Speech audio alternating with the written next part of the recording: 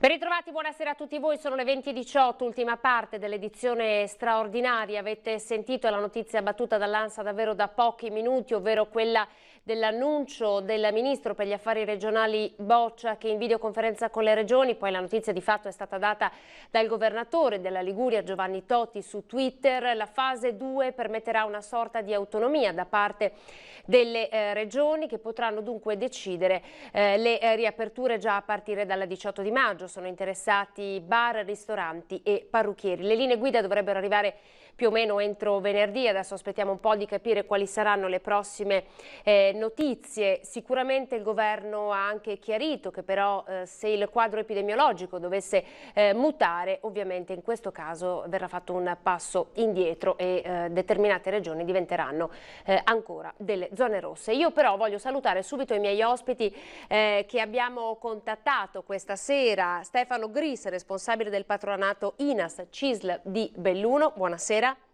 Buonasera a tutti. E Antonio Miotto, responsabile CAF CISL Belluno Treviso, perché questa sera noi vogliamo parlare di quali sono gli interventi a sostegno di lavoratori e famiglie che sono stati dati dal governo. Innanzitutto io chiederei a voi così a caldo un primo commento in merito a questa notizia che è stata data, ovvero che il governo ha accettato le istanze delle regioni, ha accolto le istanze delle regioni e probabilmente a partire dal 18 di maggio chi potrà aprire in sicurezza lo farà. Ecco, come commentate insomma questa notizia?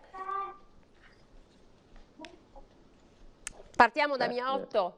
Sì, buonasera intanto buonasera. a tutti.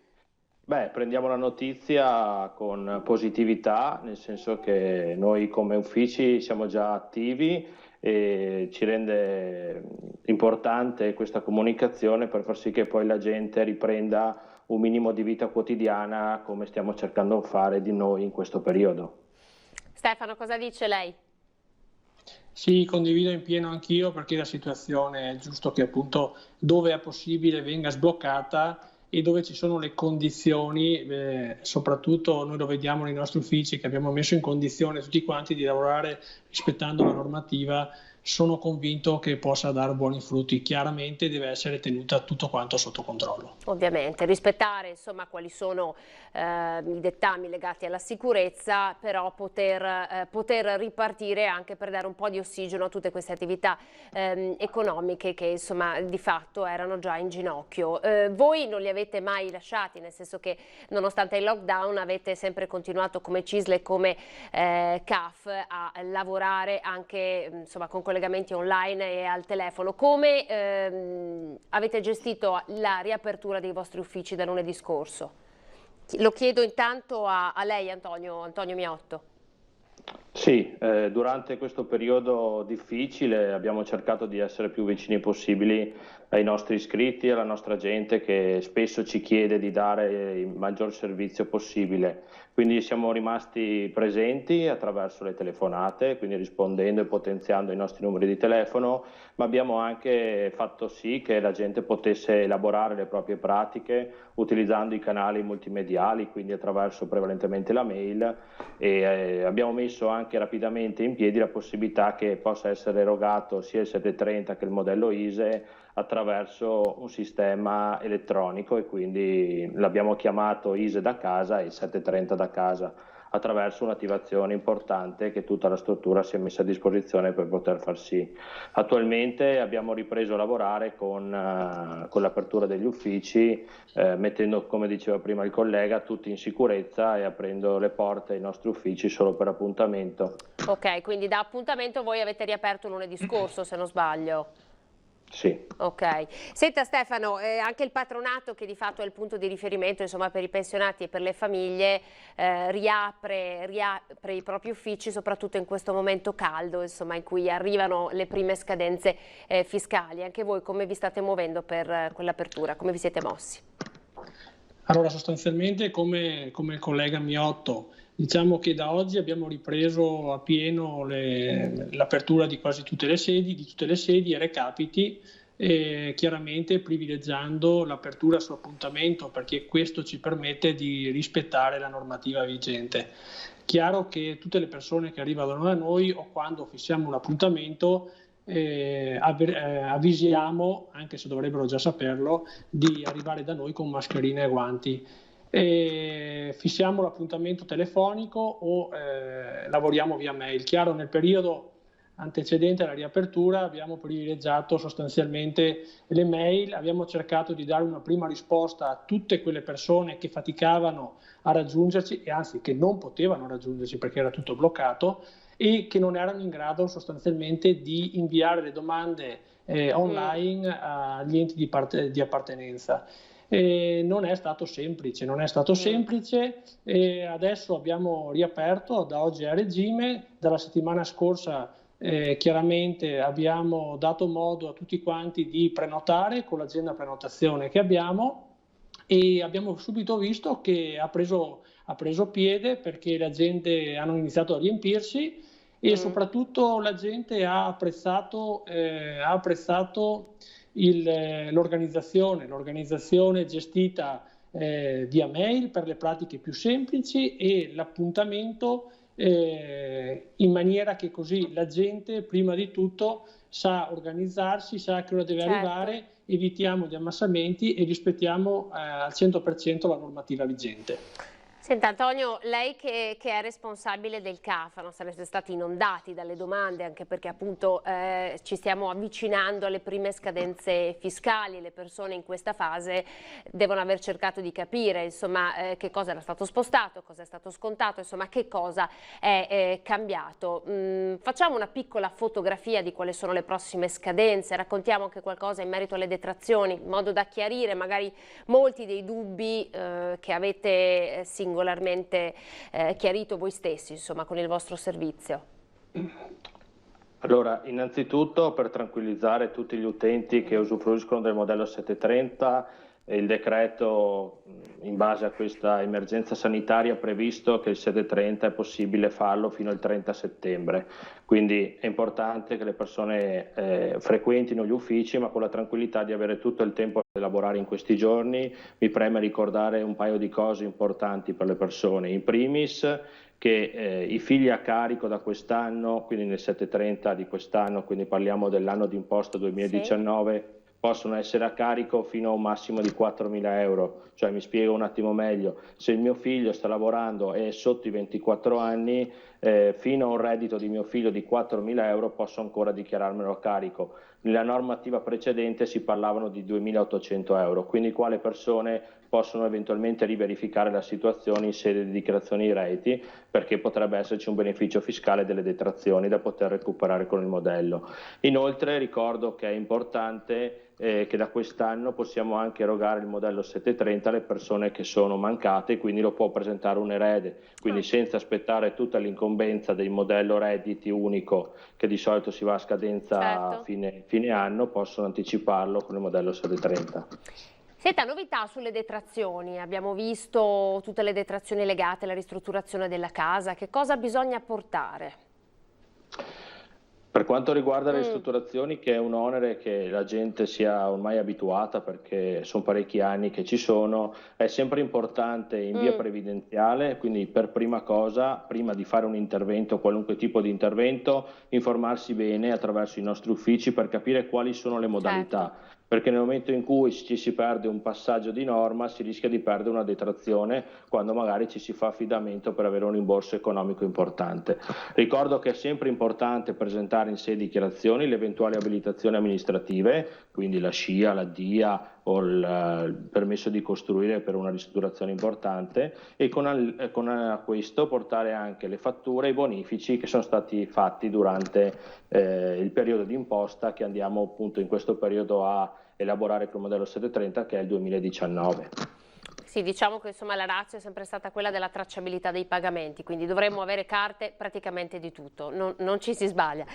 Senta Stefano, un altro tema importante che probabilmente state gestendo come patronato è quello dei congedi parentali. Ci spiega un pochino meglio come funziona? Sì, allora inizierei con dire di cosa si tratta appunto. È un congedo straordinario di 15 giorni pagato al 50%, finalizzato alla cura fino ai 12 anni per i figli durante il periodo di sospensione scolastica.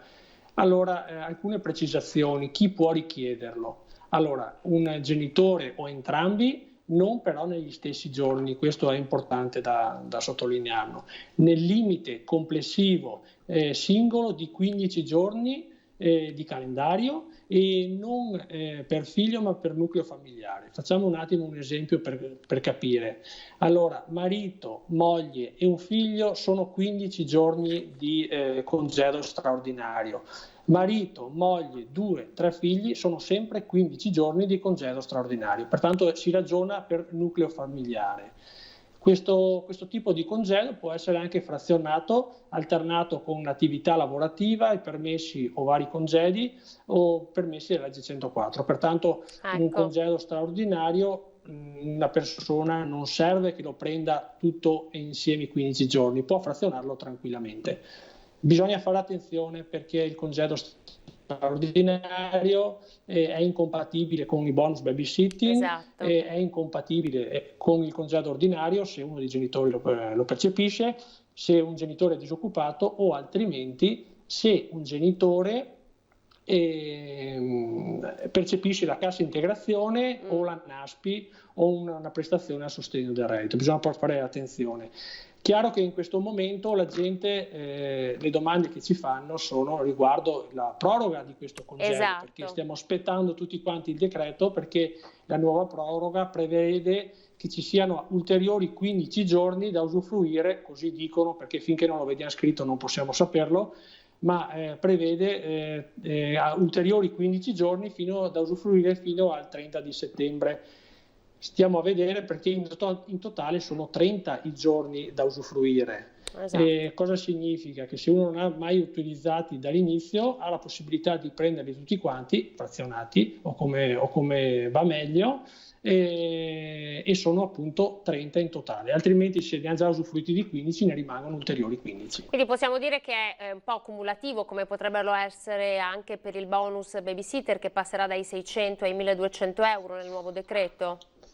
Allora, il bonus babysitter, sì, allora il bonus babysitter prevede questo, nel senso che tra le novità parlano di ampliare la parte economica da 600 a 1200 euro, mentre per quanto riguarda i lavoratori del settore della pubblica amministrazione, che anche là bisogna fare una distinzione perché non tutti quelli della pubblica amministrazione possono rientrarvi perché sono solo medici, infermieri, tecnici di laboratorio biomedico, tecnici di radiologia medica e operatori sociosanitari.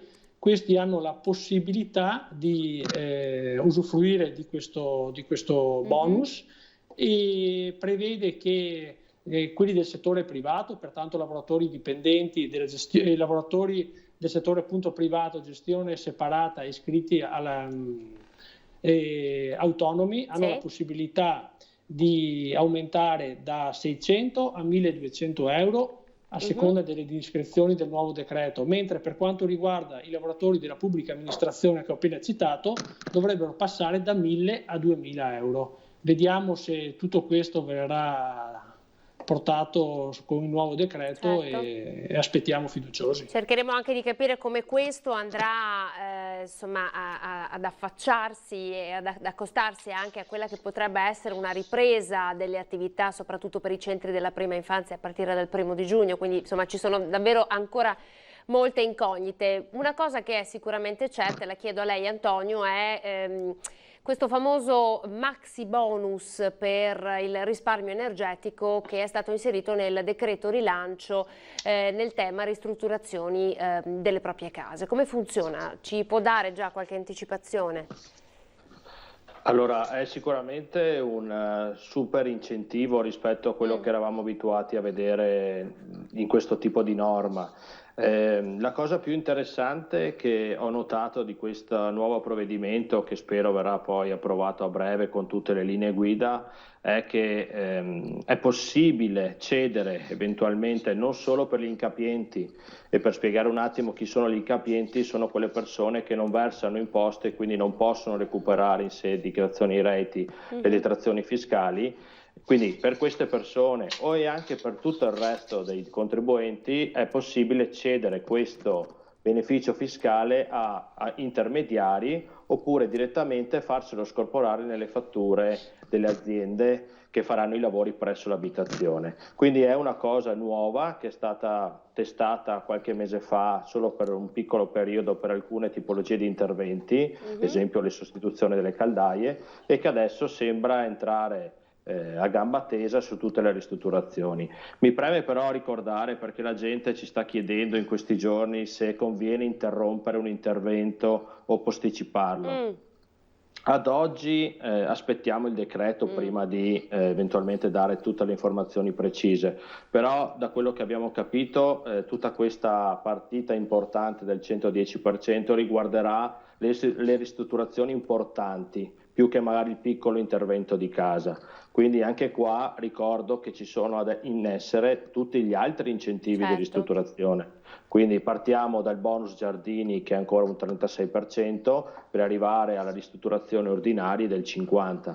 Quindi questa detrazione non va ad annullare le precedenti, ma le va a crearne una nuova importante, che però ad oggi non abbiamo ancora tutte le linee guida. Ecco, anche questo ha fatto molto bene a sottolinearlo. Stiamo dando un po' di istruzioni per l'uso, come avete capito. Ci dobbiamo fermare per pochi secondi di pubblicità e dopo ancora insieme cercheremo di dare voce ai lavoratori autonomi partite IVA.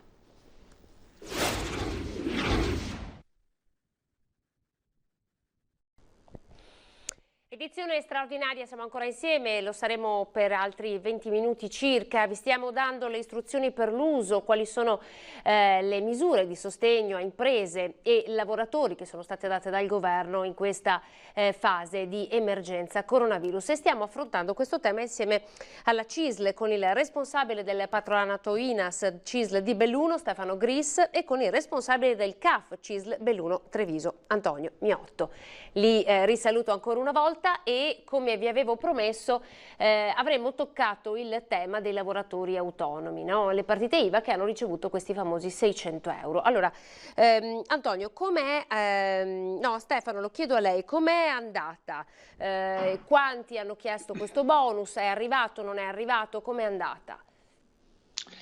Allora, innanzitutto per dare un attimo per capire l'entità di questo decreto, io partirei dai numeri, perché i numeri danno un attimo la situazione reale di cosa è successo.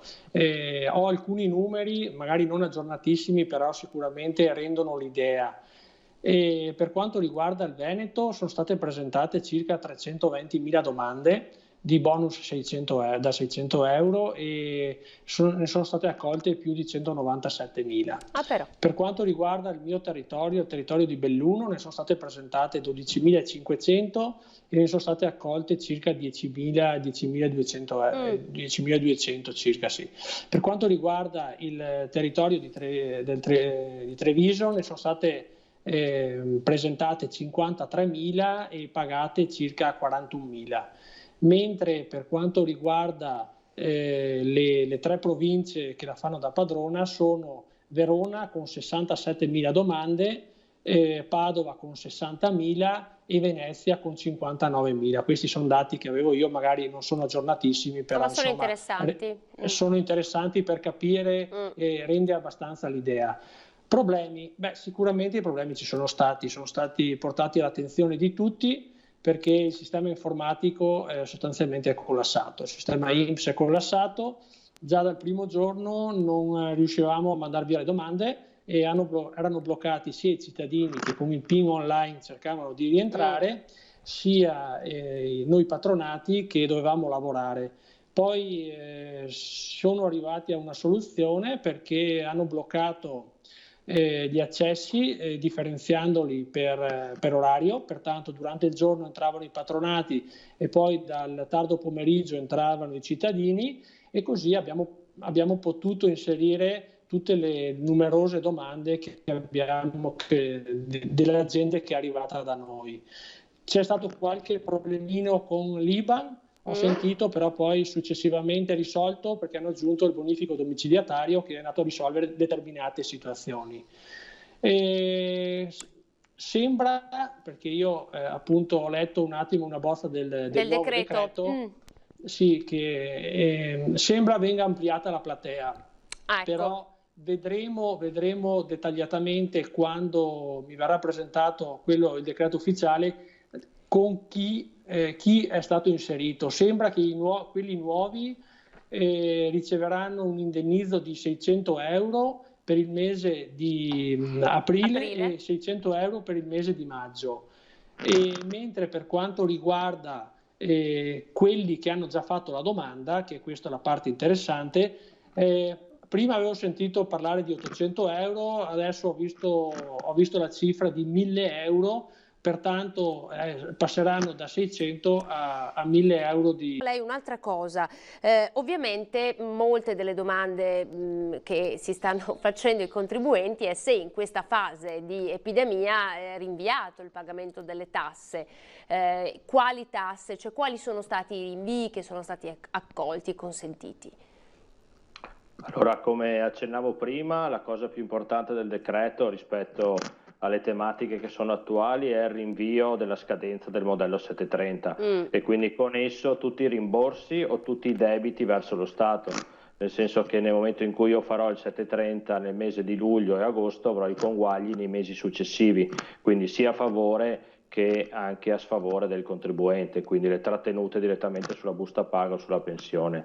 Un'altra norma importante che ho accennato prima è quella del rinvio del primo trimestre dei contributi INPS delle famiglie che hanno babysitter o badanti, quindi COLF, posticipato anch'esso entro il 10 di giugno e quindi non il pagamento previsto nel mese di aprile.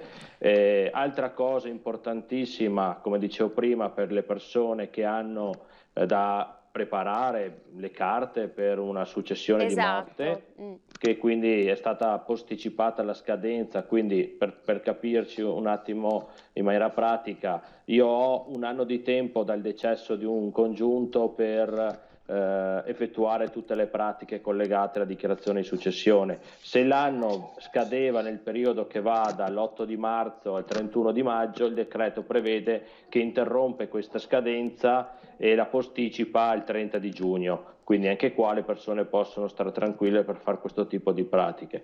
Questo è importante anche per dar respiro agli operatori del settore come noi, perché sia rispetto alle scadenze di giugno per il riversamento degli F24 o delle trattenute sulle buste paga in caso in cui faccia la dichiarazione entro la fine di giugno classica. Non abbiamo anche ad oggi notizie su quello che potrebbe essere il rinvio dell'IMU o di altre imposte collegate ai cittadini. Probabilmente ci sarà una rivisitazione, una posticipazione di queste scadenze come si è fatto per tutto il resto. Il problema dell'IMU è che è un'imposta comunale, quindi probabilmente ci sarà una riflessione molto più attenta per quanto riguarda lo Stato centrale rispetto a un posticipo di queste imposte. Che sicuramente insomma dovrà probabilmente avvenire. Senta Stefano, sul fronte delle pensioni c'è qualche novità determinata dall'emergenza? Direi che novità dal punto di vista normativo per quanto riguarda le pensioni non ce ne sono. C'è molta preoccupazione dovuta alla situazione economica nazionale, pertanto la gente ha paura che venga cambiata o modificata la legge pensionistica. Certo. Cosa sta succedendo? Noi vediamo, soprattutto in questo ultimo periodo, che tantissima gente sta verificando la propria posizione contributiva per fare il punto della situazione. Perché questo? Perché tutte quelle persone che possono anticipare la decorrenza pensionistica, tanti lo fanno. Allora, cosa significa questo? Se la legge Fornero, diciamo, è la legge principale pensionistica a livello nazionale, poi essendoci ancora quota 100, tante persone, piuttosto che rimanere a casa, perché stiamo parlando anche di tanti lavoratori autonomi che non potendo più riaprire la propria attività, scelgono anche l'opzione quota 100, seppur un pochino ridotta, però scelgono anche quella. Chiaro che i lavoratori autonomi sono ancora più penalizzati per scegliere quota 100, perché noi lo sappiamo che molti lavoratori autonomi successivamente alla decorrenza della pensione, quando prendono l'assegno, continuano a lavorare. Chiaro che quota 100 preclude un pochino, perché c'è un limite di reddito da poter rimanere dentro per percepire la pensione, preclude questa possibilità, e non da poco, insomma. Pertanto una delle cose che io consiglio è di fare una verifica contributiva, verificare esattamente l'importo pensionistico con le varie opzioni, quota 100 eventualmente per le donne, opzione donna, legge Fornero. Noi riusciamo a fare una simulazione dettagliata delle 3 possibilità, dopodiché la gente, se dovrà essere costretta a decidere velocemente per una situazione personale e lavorativa, perlomeno ha il quadro dettagliato della situazione e potrà scegliere avendo già tutti quanti i riferimenti di scelta per non commettere errori, anche perché chiaramente quando uno ha scelto poi è irreversibile la scelta. Io immagino che sicuramente in questo periodo, anche in questa fase di transizione, i contribuenti avranno bisogno del vostro aiuto, perché insomma è difficile districarsi tra le varie norme, molte cose ancora non si conoscono. Per esempio immagino per chi ha ricevuto il bonus dei 600 euro, quindi ad esempio lavoratori autonomi, pubblici esercizi, adesso con questa nuova notizia potrebbero aprire già dal 18 di maggio, conviene aprire, non conviene aprire, magari c'è qualcuno che in questo momento, viste le norme molto stringenti per le riaperture, potrebbe convenire rimanere chiuso e insomma beneficiare dell'aiuto dello Stato, quindi saranno tante le richieste di contatto ai vostri uffici. Ricordiamo che ovviamente adesso si potrà prendere appuntamento, poi c'è la vostra pagina Facebook, c'è il sito internet, cioè i contatti sono molti. Quanto tempo c'è da aspettare per esempio adesso per un appuntamento, giusto perché insomma la gente capisca già di mettersi in fila? Antonio, chiedo a lei. Allora, per quanto riguarda il CAF, noi abbiamo potenziato più possibile, come dicevo, i centralini telefonici. Noi abbiamo un numero unico di prenotazioni che è importante perché permette a tutte le persone di poter contattarci, lasciare eventualmente un ricontatto, perché in questo periodo i telefoni sono bollenti, così si può dire, perché moltissime, come diceva lei, persone ci contattano per qualunque tipo di informazione, per qualunque tipo di appuntamento. Ad oggi noi stiamo prenotando tranquillamente nel mese di giugno per il modello 730, quindi posso dire ai nostri utenti classici che stiano tranquilli, che abbiamo tutti gli spazi necessari per garantire a tutti l'accessibilità alle sedi. Non a caso abbiamo fatto degli investimenti importanti in termini anche di persone che hanno frequentato il corso professionale per essere poi nei nostri uffici, e abbiamo tenuto tutte le distanze necessarie per poter garantire l'estrema sicurezza. Quindi siamo pronti per ricevere tutte le persone, che sono circa 70.000 che l'anno scorso si sono rivolti ai nostri uffici per il modello 730. Gli invito naturalmente a contattarci e di portare anche un po' di pazienza in questo momento, perché come dicevo prima abbiamo messo tutte le forze possibili in campo per rispondere il più velocemente possibile, ma come ha detto bene lei prima abbiamo migliaia di telefonate ogni giorno nei centralini. Senta Stefano, allora stiamo aspettando il decreto rilancio, dovrebbe arrivare davvero insomma, in brevissimo tempo. Che raccomandazione fare in questo momento alle famiglie, soprattutto alle famiglie e ai pensionati? Quale raccomandazione? Beh, allora, innanzitutto se ci sono dubbi di telefonarci o mandarci mail, perché con questo riusciamo a gestire al meglio tutte quante le tipologie di pratiche. Chiaro che noi l'abbiamo visto, io lo dico sempre, l'informatizzazione e le normative abbastanza complesse non sono alla portata di tutti. Ecco perché il patronato appunto viene in aiuto per cercare di inviare le domande al posto loro, soprattutto perché, come ho appena detto, non tutti sono in grado di inviare una domanda online, e poi di assisterli dal punto di vista previdenziale e assistenziale. Io penso che se hanno dei dubbi, abbiamo, come il collega Antonio, potenziato tutto il sistema di appuntamenti, e chiaramente quando ci telefonano o ci mandano una mail siamo in grado di capire se dobbiamo rispondere a fissare un appuntamento privilegiato per chi è in scadenza, o altrimenti può andare tranquillamente come tutti gli altri. Bisogna vedere appunto la situazione. Chiaro che la normativa, io dico, è abbastanza complessa, nel senso che bonus ce ne sono tantissimi, e dobbiamo stare attenti chiaramente a non far perdere risorse a nessuno, perché sono risorse importanti soprattutto in questo periodo. Per quello che io consiglio di contattarci, perché tante volte si dà per scontato che non si ha diritto a quella prestazione, però parlando con persone competenti riusciamo magari a far percepire un qualcosa che loro non immaginavano nemmeno. Sì, e soprattutto insomma non vi presentate ai CAF e al patronato, appuntamento, eventualmente mail, in modo anche da chiarire le idee e da permettere anche a voi di svolgere al meglio il vostro lavoro, perché giustamente anche voi come uffici dovete rispettare quello che è contenuto nel decreto e quindi tutte le varie norme anticontagio. Io vi ringrazio per essere stati in nostra compagnia.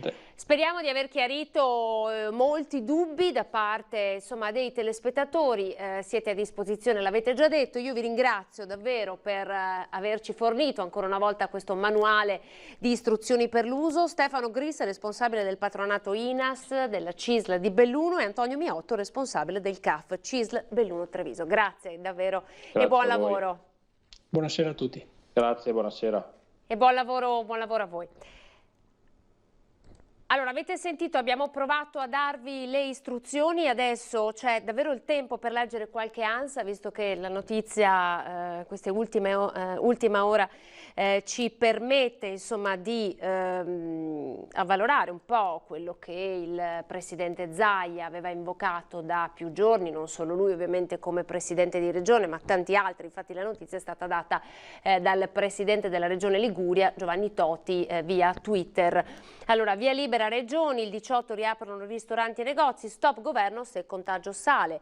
E le regioni ottengono il via libera formale, attenzione, dal governo. Il 18 maggio potranno aprire negozi, bar e ristoranti, ci saranno linee guida e regole generali uguali per tutti e differenziazioni territoriali a seconda dell'andamento della curva del contagio. In caso di risalita, questo l'abbiamo già detto, il governo potrà intervenire per disporre nuove chiusure. L'accordo arriva al termine della videoconferenza tra i governatori e l'esecutivo, con al tavolo anche il premier Giuseppe Conte, oltre ai ministri Roberto Speranza e Francesco Boccia. Tra 7 giorni dunque sarà possibile tornare al bar a prendere un caffè, tagliarsi i capelli e andare a cena fuori, ma con regole ben definite. Sarà anche nostro compito spiegarvi insomma queste regole anche nei giorni a venire. A questo proposito io chiedo alla regia, avevamo preparato proprio una specie di vademecum per bar e ristoranti che abbiamo lanciato precedentemente nell'edizione straordinaria. Se riusciamo a caricarlo così lo facciamo vedere ai nostri telespettatori. La presidente provinciale della FIPE di Treviso ci spiega quali sono le regole per i pubblici esercizi e quindi anche per i loro clienti. Le regole sono la sanificazione, che non significa niente di più di quello che abbiamo sempre fatto, cioè la pulizia quotidiana dei nostri locali, pavimenti, tutte le cose che usiamo, l'attrezzatura, i bagni. Farle semplicemente un pochino più spesso, cioè più spesso si fanno e meglio è, per comunicare anche al cliente diciamo, di entrare serenamente nei nostri bagni, nei nostri locali, e questo va comunicato al cliente, dove si indica il prodotto che è stato utilizzato in maniera molto semplice, come un po' come facciamo per registrare la temperatura dei frigoriferi ogni giorno, predisporre un foglio, magari in bagno, in cui si scrive qual è il prodotto usato. Viene chiesto di utilizzare ipoclorito di sodio diluito all'1%, che è la normalissima candeggina, dove è possibile entrare da una parte e uscire da un'altra, in maniera da evitare l'incrocio con i clienti. Si entra in bagno uno alla volta, al massimo 2 persone se i bagni sono ampi, e lo stesso alla cassa. Non si formano code, laddove è necessario si distanzia dall'altro cliente almeno di 1 metro. Meglio se 2. Se ci sono locali magari piccoli dove c'è il dubbio come posso fare, se ho un ingresso e uscita unica, quali sono le disposizioni che cosa posso fare in questa situazione, cosa che posso vendere in sicurezza.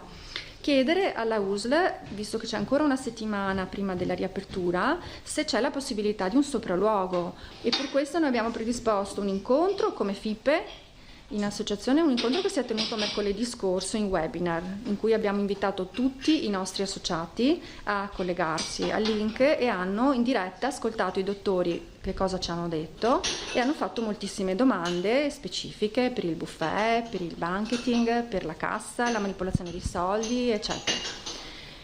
Molte altre domande sono rimaste un po' in sospeso per questioni di tempo e per questo ci sarà un secondo incontro che sarà questa settimana, probabilmente tra giovedì e venerdì, la conferma arriverà entro domani, un secondo incontro webinar sempre a distanza, quindi con i nostri dottori della USL Marca Treviso, USL 2, in maniera che anche lì si possa scendere nello specifico del protocollo di riapertura per aprire in sicurezza.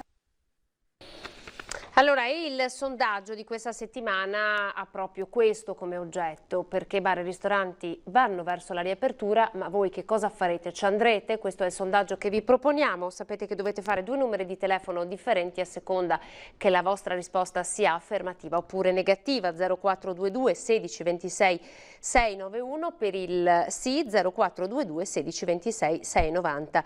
Per il no la chiamata è gratuita, se sentite occupato il voto viene registrato comunque. Ancora un paio di notizie, in merito a questo le primissime dichiarazioni del Presidente Zaia sono state queste. Le istanze delle regioni sembra vengano accolte, è una sorta di anticipazione dell'autonomia, lo dice all'ANSA il governatore Luca Zaia circa il confronto sulla fase 2 con il governo. Se tutto sarà confermato, spiega, considero proficuo per i veneti l'esito dell'incontro. Il Premier spiega ha dato la possibilità per le regioni di presentare un programma di aperture per il 18. Il Veneto con estrema coerenza presenterà in settimana la ripartenza totale. Vi ricordo che a Ring il Presidente Zaia interverrà ospite di Ferdinando Avarino, quindi davvero tra pochi minuti. L'ultima notizia che riesco a darvi è che domani si celebra la giornata internazionale dell'infermiere nel bicentenario della nascita di Florence Nightingale, innovatrice e fondatrice dell'infermieristica moderna. A causa dell'emergenza coronavirus sono state rinviate le numerose iniziative in programma e i numerosi eventi in memoria di Florence. Però vi ricordo che comunque domani è la giornata nazionale dell'infermiere. È tutto, sono le 21, grazie per essere stati in nostra compagnia. L'edizione straordinaria torna domani a partire dalle 11:30 con tutte le novità alla luce di quello che è appena stato dichiarato dal Ministro per gli Affari Regionali Boccia, e dopo di noi arriva Ring.